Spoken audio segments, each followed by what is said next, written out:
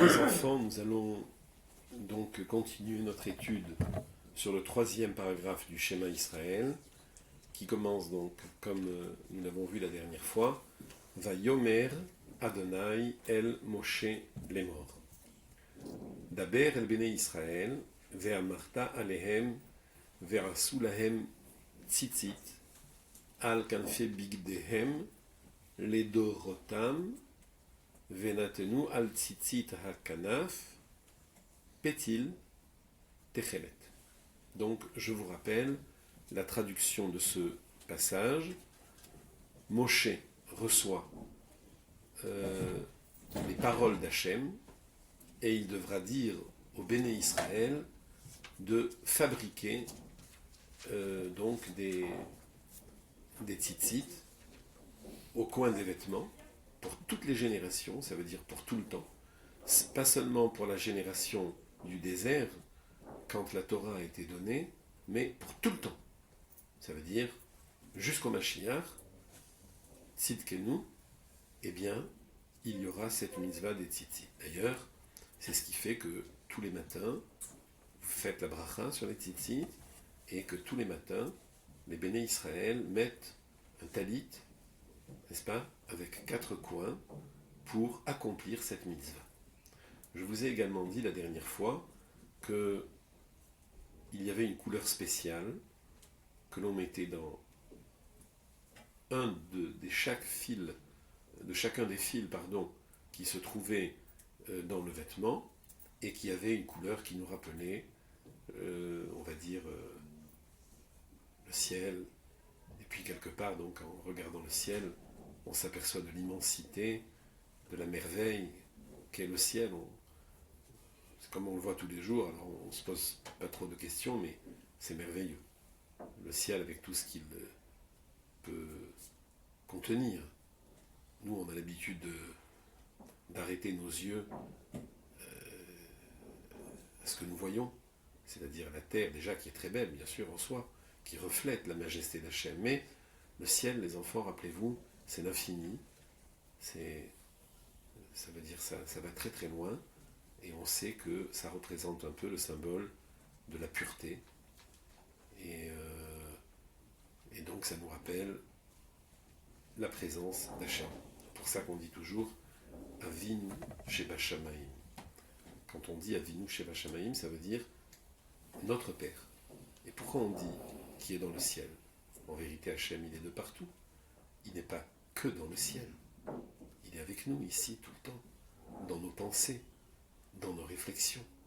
Mais quand on parle du ciel, c'est une façon de se libérer l'esprit de toutes les mauvaises pensées. Parce que quand on regarde le ciel, c'est un endroit qui est pur, les enfants.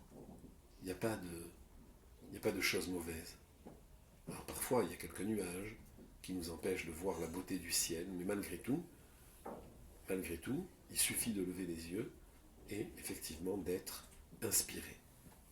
Inspiré en français, ça veut dire d'avoir de bonnes pensées. Bien.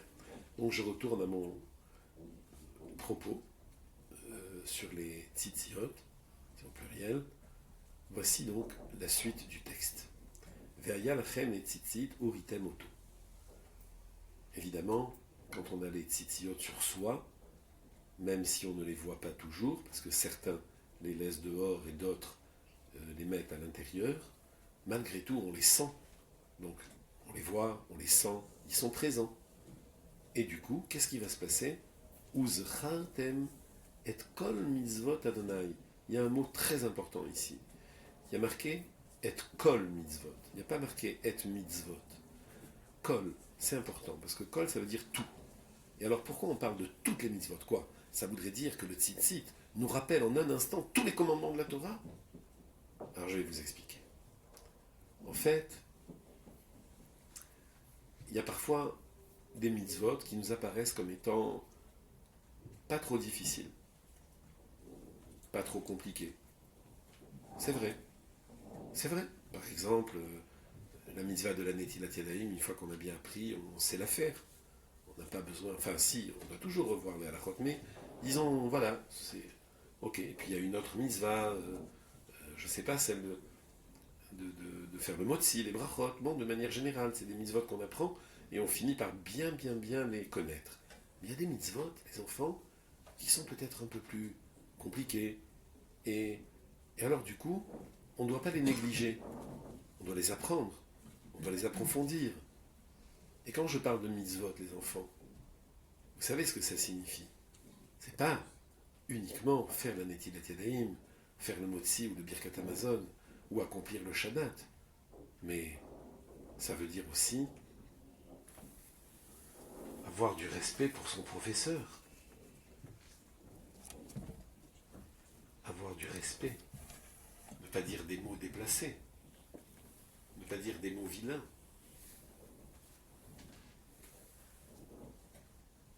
Bien se comporter. Ne pas dire du mal. Ne pas vexer. Demander pardon quand on a fait une erreur. Tout ça, ce sont des mitzvot aussi. Donc il ne faut pas se tromper, les enfants. Les mitzvot, ce n'est pas qu'une partie. Être kol mitzvot Hashem. Et évidemment, il ne suffit pas de se souvenir. Ah, oui, je me souviens que je dois faire le Birkat Hamazon, oui. D'accord, mais et alors fais-le. Ah oui, c'est vrai, je me souviens. Oui, mais tu l'as fait. Va à Sitem, Otam. La première étape, le souvenir. La deuxième étape, l'accomplissement. C'est-à-dire faire les choses.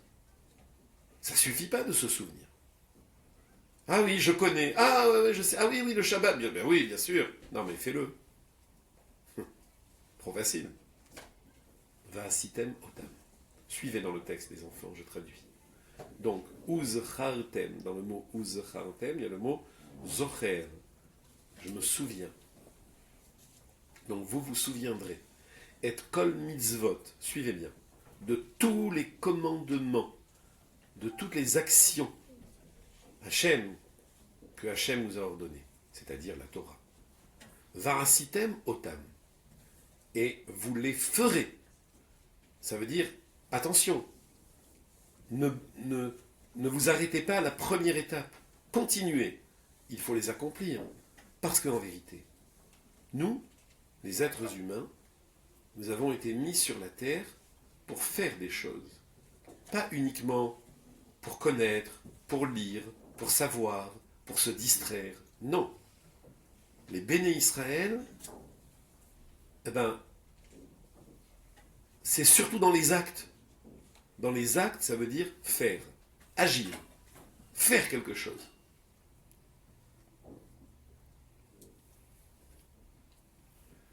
Et puis, la suite. Velo taturu ahare levavchem ve'ahare enechem. Et là, c'est une parole extrêmement importante. Je vais d'abord la traduire dans les mots et ensuite dans les idées. Alors, Velo taturu. Vous savez, vous connaissez le mot, les enfants, le mot suivant, quand on veut visiter un endroit qu'on ne connaît pas, un pays par exemple, nous sommes considérés comme des touristes. Qu'est-ce que c'est qu'un touriste? Un touriste, c'est quelqu'un qui veut visiter. Alors on lui a dit par exemple que dans cet endroit, il y avait une belle colline, une belle forêt, je sais pas moi, et encore des tas de choses, un château peut-être. Alors il va visiter, et il va faire le choix. Il va dire, tiens, aujourd'hui je vais visiter la forêt, demain le château, et puis après-demain les vignobles. Bon, un touriste, il se balade, il se promène, rien de mal, au contraire c'est beau, on va admirer les secrets de la création du monde. Quand je dis les secrets, ça veut dire les belles choses qui se trouvent dans le monde. C'est permis.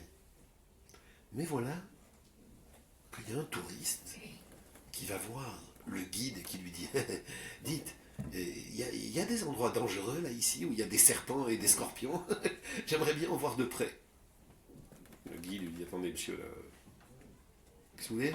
Il dit « Non, j'aimerais caresser un serpent. » Ah oui, c'est ça, oui. Ça va, monsieur? Vous avez de la fièvre aujourd'hui? D'être le Covid. Écoutez, donc vous voulez caresser un serpent, c'est ça, oui. Et c'est tout? Non, non, j'aimerais bien adopter un petit scorpion aussi. Il me tiendrait compagnie. Mais quelle mouche vous pique? Non, enfin, je veux dire, vous avez compris. Et puis, il continue à avoir des demandes bizarres. Puis après, il dit, est-ce que vous avez un endroit où il y a des champignons vénéneux? J'aimerais bien me faire une omelette. Champignons vénéneux? Une omelette? Non, mais il est devenu fou. Pardon, non, non, enfin, je veux dire, qu'est-ce que vous dites? Et il continue comme ça à avoir des demandes complètement stupides. Et là, le guide lui dit, monsieur, je suis désolé, mais moi, je ne peux pas m'occuper de vous. Qu'est-ce que vous me demandez là? Tous les touristes me demandent d'aller visiter de beaux endroits. Et vous? Vous voulez voir des choses dangereuses? Mais ça va pas. Vélo tatourou acharei levavchem. Vous ne ferez pas de tourisme dans les pensées dangereuses de votre cœur et de votre tête. Le seul tourisme que vous pouvez faire, c'est dans les endroits qui sont beaux, qui sont bien pour l'homme. Parce que notre tête, c'est un grand pays. Et dans ce pays, il y a de tout.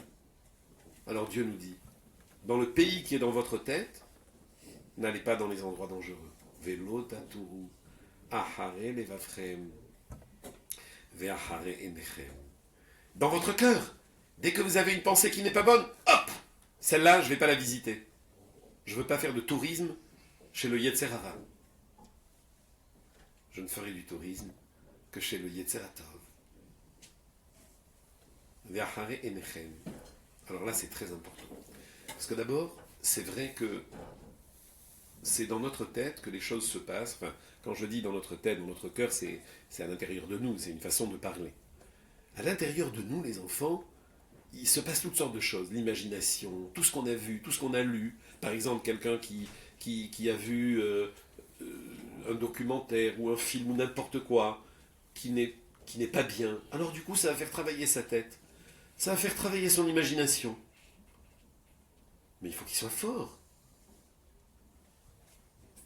Il faut qu'il sache faire le tri. Vous savez, les enfants, je sais qu'à l'école, vous apprenez des choses très importantes.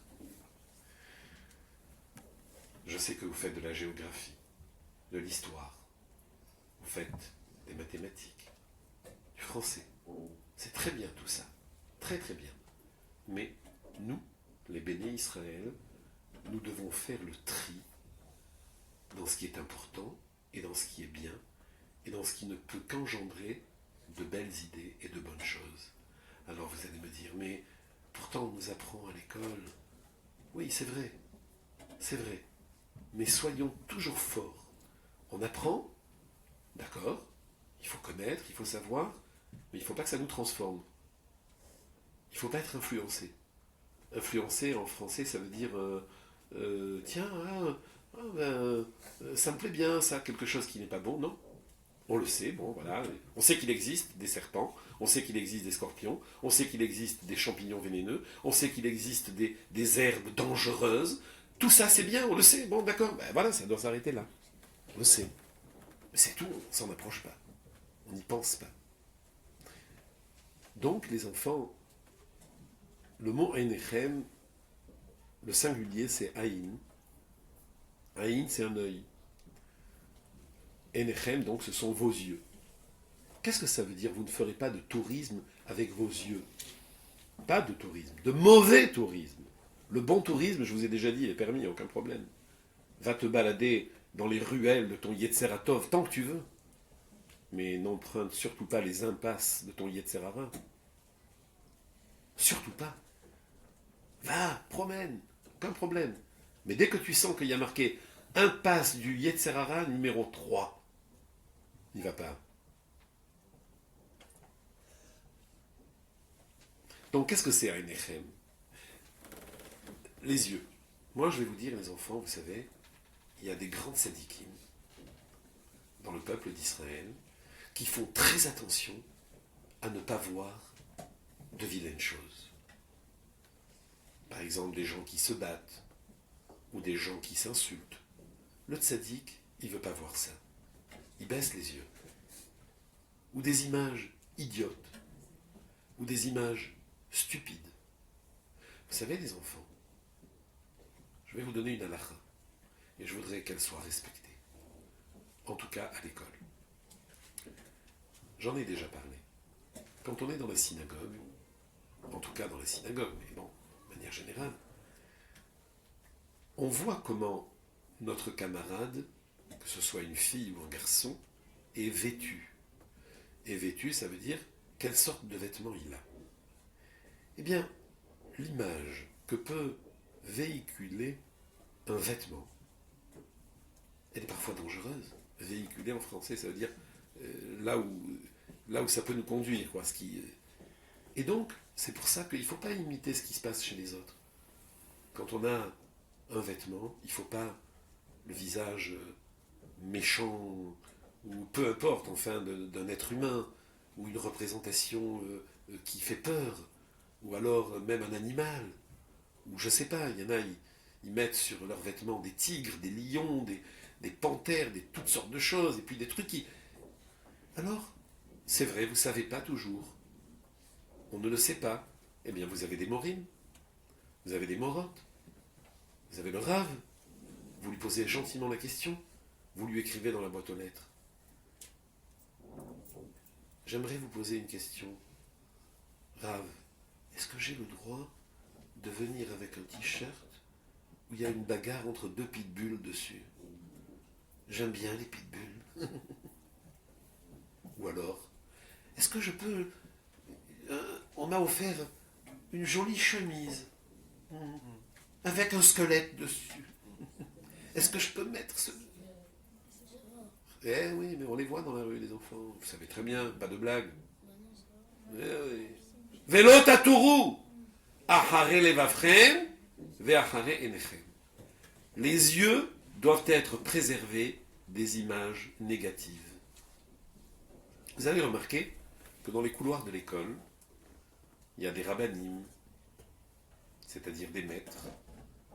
Par exemple, dans le couloir ici, quand vous le traversez, il y a Baba Salé, le rabbi de Lubavitch, des rabbanim. Bon, toutes sortes de rabbanim, absolument, qui se trouvent comme ça. Pourquoi? C'est pas juste pour voir leurs photos. Eux, ils seraient pas contents de savoir qu'on les a mis là-bas que pour voir leurs photos. Non. Eux, les rabbanim, les tzadikim qui sont sur les portraits, ils sont heureux de savoir qu'il y a un enfant qui va passer et qui va dire « Ah, moi, je veux faire comme Baba Salé. Moi, je veux faire comme le rabbi. Moi, je veux faire comme le Chafetz Chaim, qui disait qu'il ne fallait pas dire de mal. » Voilà pourquoi il y a des portraits. Pas pour que ça fasse beau. Dites, les enfants, le couloir de l'école n'est pas une galerie de peinture. Le couloir de l'école, c'est un endroit où, en voyant de belles choses, eh ben, on va être influencé. Dans l'école, on doit pouvoir se promener en voyant de belles choses. Dans une cour de récréation, eh ben, nos yeux doivent voir de belles choses. Des enfants qui jouent, pas qui se disputent, pas qui s'insultent, pas qui se traitent, pas qui se font du mal. Les yeux des petits vous regardent. Vous savez, les enfants, moi je vais vous dire quelque chose. Tous, ici présents, les filles et les garçons, sachez, vous allez être surpris de ce que je vais vous dire, que vous êtes tous des morim et des morotes. Oui, vous savez pour qui? Pour les petits de 2 ans et de 3 ans et de 4 ans qui vous regardent. Eh oui, bien sûr. Mais oui, vous pouvez sourire. Mais quand vous êtes dans la cour de récréation et qu'il y a une petite sortie du GAN, le petit du GAN qui a 4 ans, il va voir un grand garçon qui se bat, il va dire « Hey, je vais faire la même chose. Lui, il fait la bagarre, ben moi aussi. Voilà. » Eh oui. Donc, à un moment donné, si vous savez que vous donnez l'exemple, qu'il y a un petit garçon ou une petite fille qui va vous voir, vous allez réfléchir à 2 fois. On n'y pense pas toujours, hein. Pourtant, oui, on doit donner l'exemple. Bon, je vais quand même quand même terminer par une parole encourageante. Nous sommes des enfants, nous avons un Yetzer Hara, et parfois on fait des bêtises, mais on peut toujours rattraper. Le lendemain, on peut se dire, allez, hier, je ne me suis pas bien comporté, mais aujourd'hui, je vais mieux faire. C'est ça, un Ben Israël. On ne se décourage jamais. Et puis attention, les enfants, quelque chose d'important. Quand on a regretté une bêtise, et bien après, ça y est, il faut oublier la bêtise. Fini. On est Bessimcha. On est heureux. On est content. On peut même chanter. Amar Rabbi Akiva, ve'ahavta l'ereacha kamocha. Amar Rabbi Akiva, ve'ahavta l'ereacha kamocha. שלי, שלך, שלך, שלך, שלי, שלך, שלך, שלך, זה כלל גדול בתורה. שלי, שלך, שלך, שלך, שלי, שלך, שלך, שלך, זה כלל גדול בתורה.